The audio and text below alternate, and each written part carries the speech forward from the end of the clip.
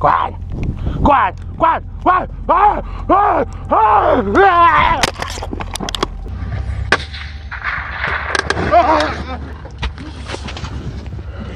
Блять, стреляйте, ёбаный в рот!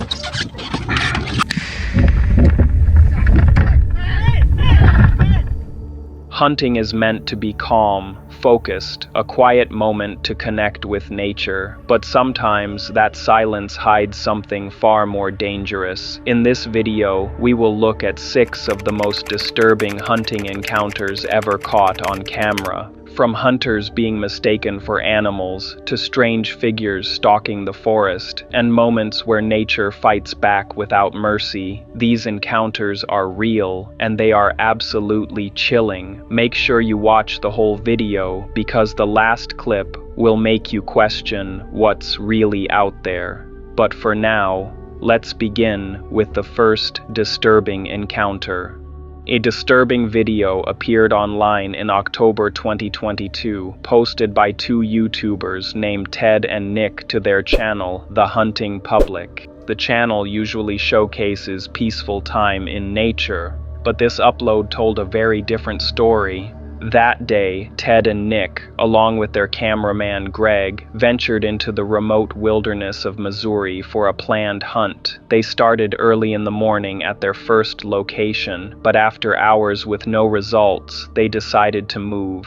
By the afternoon, they relocated to a distant public hunting zone. As night approached, they carefully climbed a tree around 7 p.m., secured their gear, and waited quietly for any movement. What happened next changed everything.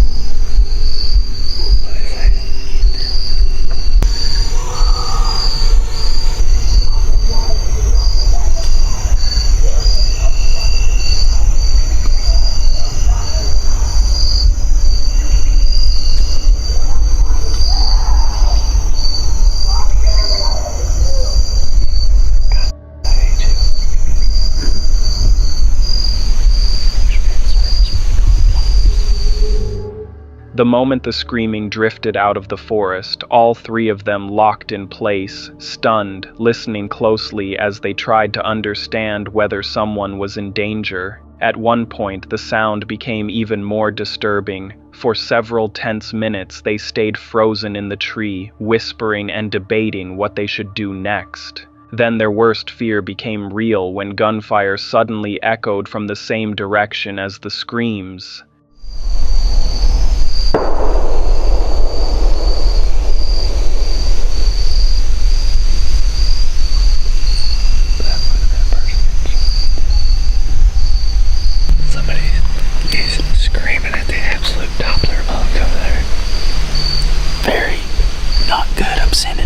Someone else.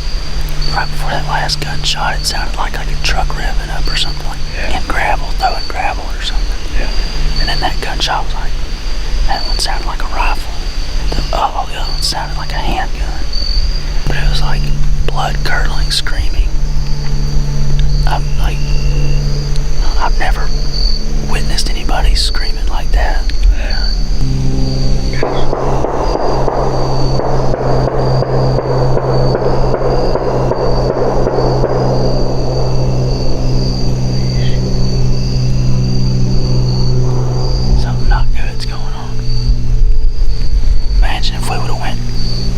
Ended up warping them on it, how close we would be to that. We might have been able to see it.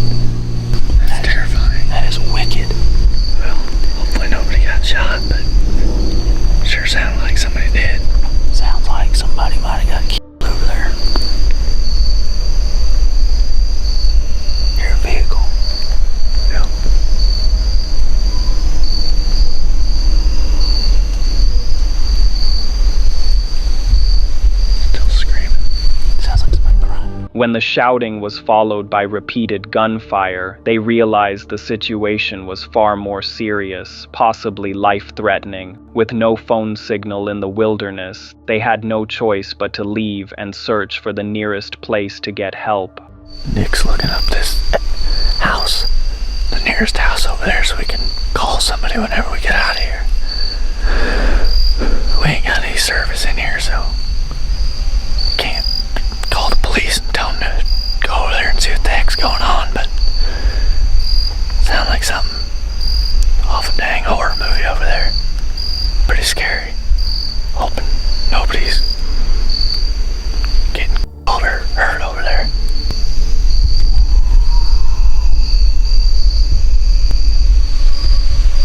I mean, it sounds like a guy that's absolutely losing his mind over there. And maybe he shot somebody.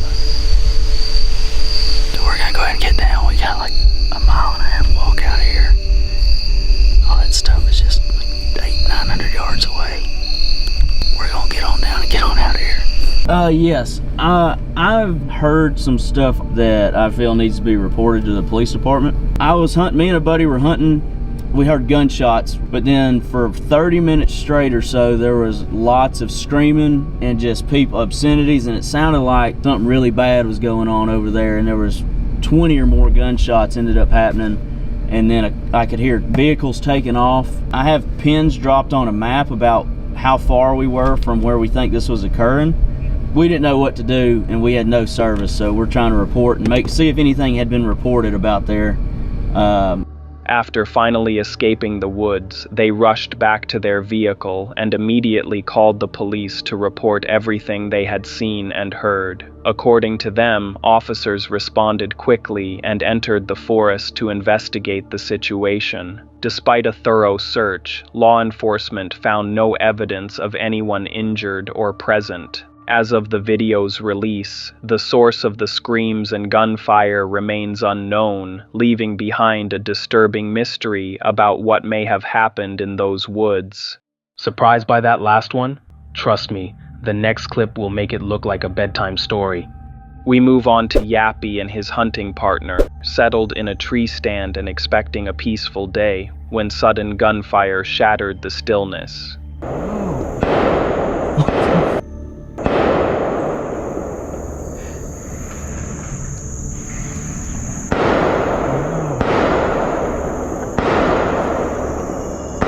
Oh my god. Are you serious? Dog, is he shooting our way? Yeah, this is crazy.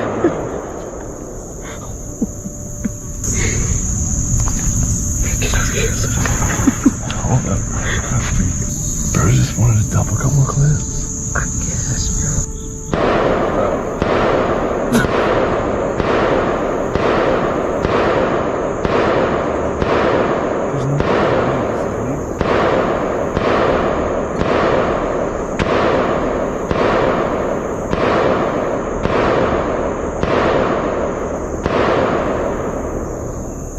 Where's he at? He's like this way.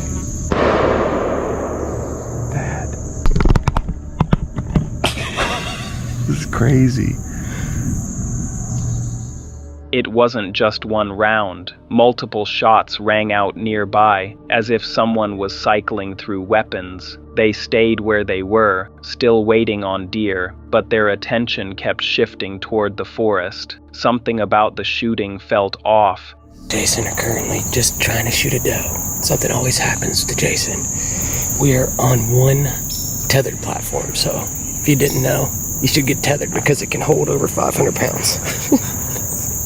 Over 500 on this right now. But what the heck, bro? It sounded, he's shooting his pistol, and then he just got out the old 22 and he's shooting, so we're behind the tree, luckily. But he's less than 100 yards from us. This is suburban. This is in the city limits. I don't know what to do. If he'll stop shooting, we should be able to get a deer to come in, but I don't know, man. As the day continued, the tension slowly built. Later that night, one of them spotted a man walking through the trees with no equipment, no flashlight, nothing. He paced around casually, as if he had no fear at all.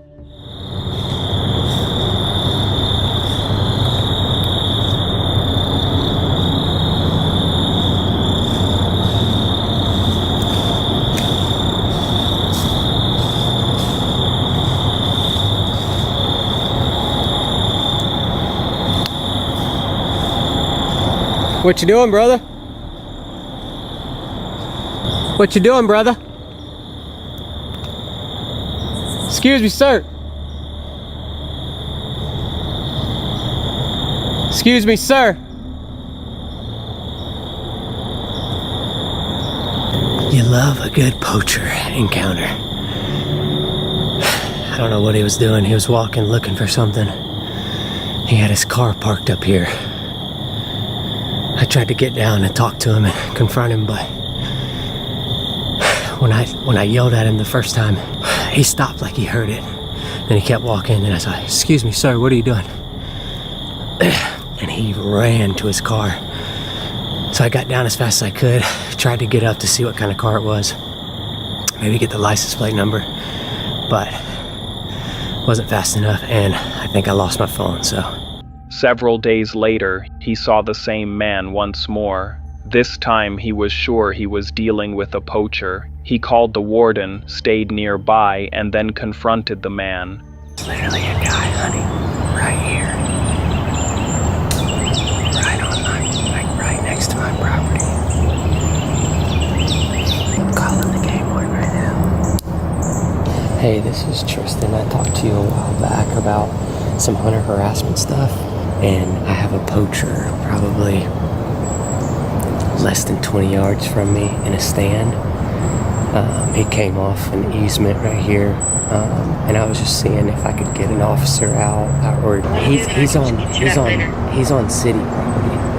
Oh, he is? Okay. Yeah. That's perfect. We got one for that. So. Okay. All right. Thank you. Thank you. Well, the game warden is on the way, so God, do people suck. Sir, excuse me. What you doing, brother? Do what? I scared you? What are you doing over here? You're with what? Public land. No, this isn't public land, bud. We don't have public land over here. Game warden's on the way. She's here. So, yeah.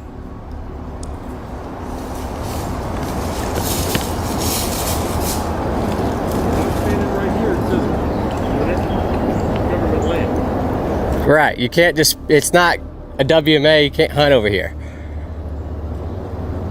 I'm pretty sure I can. Okay. Can we talk? I don't see. Do what? Can we talk? I'm not a friend to you, man. Right. I'm just filming for my protection, make sure that we're good.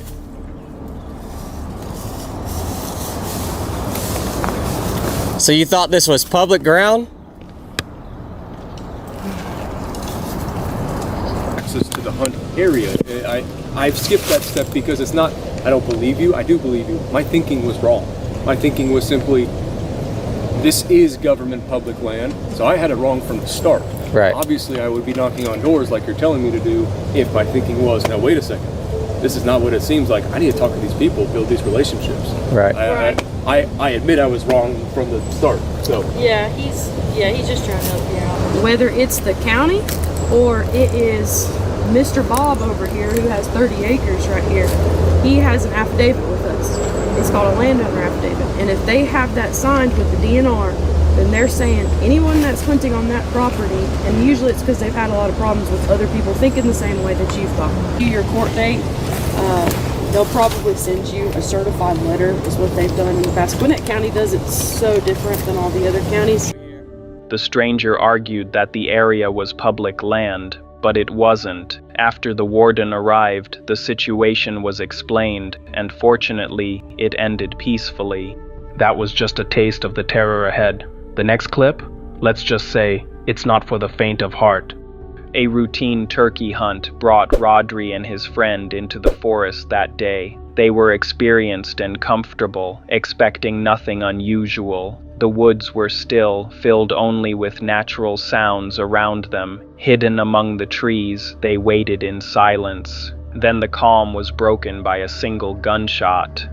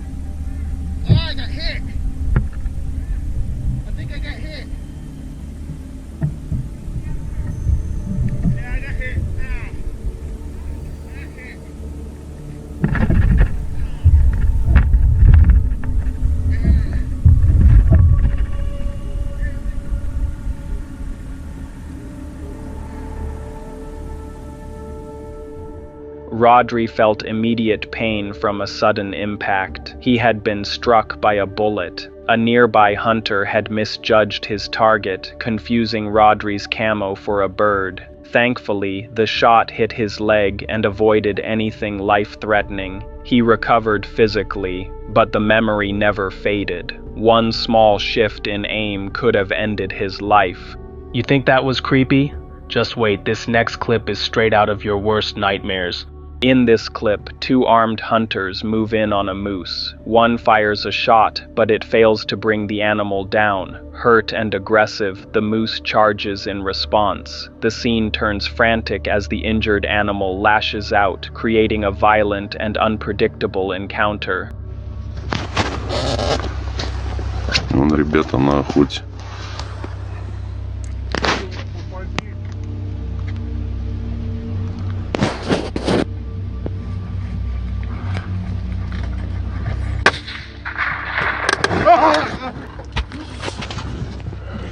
Блять, стреляйте, ёбаный в рот!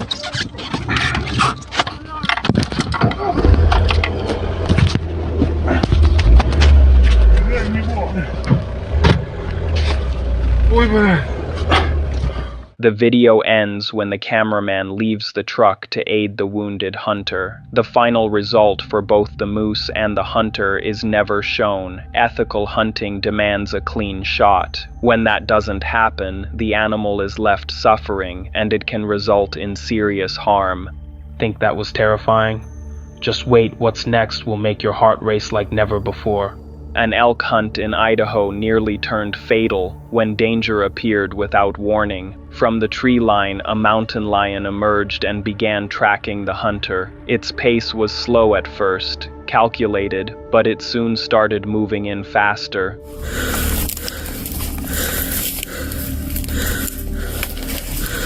Get back.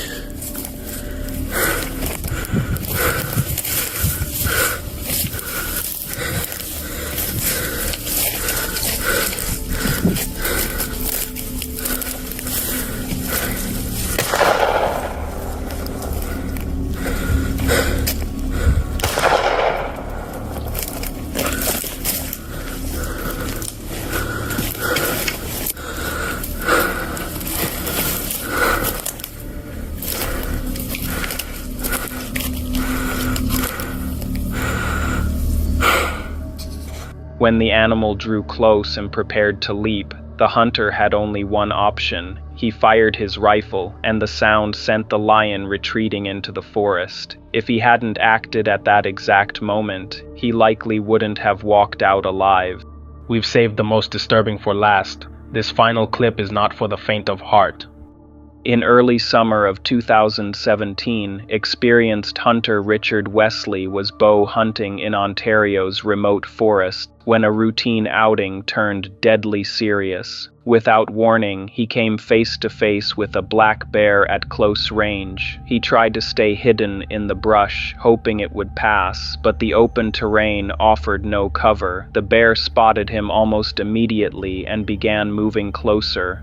Richard knew running was pointless. Black bears can reach speeds up to 35 miles per hour. His only option was to stand his ground and try to scare it off. A single attack would likely be fatal, as black bears possess crushing jaw strength, razor-sharp claws, and immense weight capable of killing in seconds. With those grim realities flashing through his mind, Richard stood tall and attempted to intimidate the animal. Instead of retreating, the bear reacted aggressively, turning the encounter into a nightmare.